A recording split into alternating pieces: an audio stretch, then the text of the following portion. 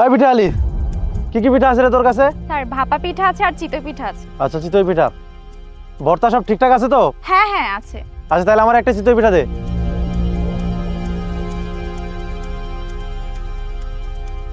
কত হয়েছে তোর? 20 টাকা স্যার। কি একটা চিতই পিঠার দাম 20 টাকা? কি ফাইজলামি পাইছস না?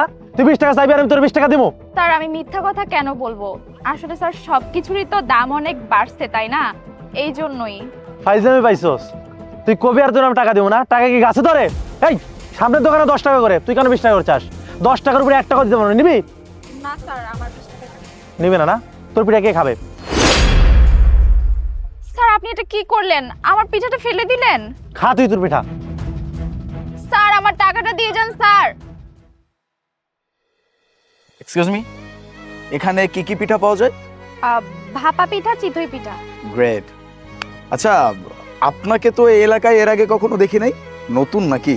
অ্যাকচুয়ালি স্যার আমি এখানে নতুন, আজকে থেকেই আমার কাজ শুরু হয়েছে। অ্যাকচুয়ালি এই দোকানটা আমার মায়ের। আমার মা একটু অসুস্থ তো, বাসায় আছে, তাই মায়ের বদলে আমি এসেছি। আপনি তো অনেক স্মার্টলি কথা বলতেছেন, এত সুন্দর করে কথা বলতেছেন, অবশ্যই আপনি এডুকেটেড। তো আপনি এটা কেন করতেছেন? জব টপ কিছু করতেন না? অ্যাকচুয়ালি স্যার আমি এই কোম্পানিতে জব করতাম। জব করতেন, ছেড়ে দিচ্ছেন কেন তাহলে? আসলে স্যার আপনাকে দেখে মনে হচ্ছে আপনি একজন এডুকেটেড পারসন, আপনি তো সবই জানেন। আমাদের দেশে আজকাল একটা জব পাওয়ার জন্য অনেক টাকা ঘুষ দিতে হয়, আর ঘুষ দিয়েও যে অ্যাকচুয়ালি আমাদের জবটা হবে কিনা তার অনেক সন্দেহ। আমি যেই জবটা করতাম তার খুবই অল্প টাকা স্যালারি পেতাম, আর ওই স্যালারি থেকেও খুবই অল্প টাকা আমার হাতে আসতো। আর আমার মা অনেক অসুস্থ, ওই অল্প টাকা দিয়ে আমার কিছুই হতো না। ঘর ভাড়া, মায়ের ট্রিটমেন্ট, খাওয়া দাওয়া, সংসার কোনো কিছুই হতো না। তাই ভাবলাম যে মায়ের সাথে মায়ের এই দোকানটাই সামলাই। ও ঠিক আছে, দেন পিঠা দেন।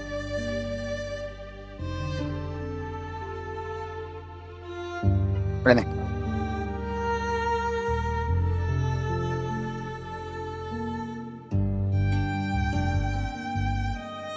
দোস্ত, ভর্তাটা তো সেই টেস্ট। আসলে তো অনেক টেস্টি।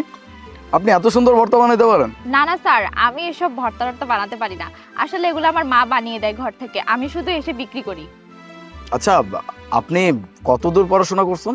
আমি স্যার অনার্স পর্যন্ত পড়াশোনা করছি। কোন সাবজেক্ট? অ্যাকাউন্টিং। আচ্ছা মোনা, আমাদের কোম্পানিতে তো অ্যাকাউন্টিং ম্যানেজার লাগবে তাই না? আমি ইন্টারভিউর ডেটও ফলাইছি, বাট আমার মনে হয় না আর কোনো ইন্টারভিউ নিতে হবে। আমরা তো ওনাকেই পিক করতে পারি। একদম ঠিক বলছিস। আমাদের ম্যানেজিং পোস্টের জন্য যাকে আমরা খুঁজছি, আমার মনে হয় উনি একদম পারফেক্ট। উনি আমাদের কোম্পানিতে জয়েন করতে পারে অ্যাজ এ ম্যানেজার। তাহলে আর দেরি কিসের? আপনি একটা কাজ করেন, 1 তারিখে আমাদের অফিসে চলে আসবেন, তারপর আপনি জয়েনিং লেটারটা নিয়ে যাবেন। আর হ্যাঁ, আপনার মা যে এত সুন্দর রান্না করে, আপনার মায়ের জন্য একটা অফার আছে। প্রতিদিন আমাদের দুজনের জন্য যেন লাঞ্চ রেডি করে দেয়, আর এটার জন্য পার মান্থ আমরা ওনাকে পে করব। ঠিক আছে স্যার।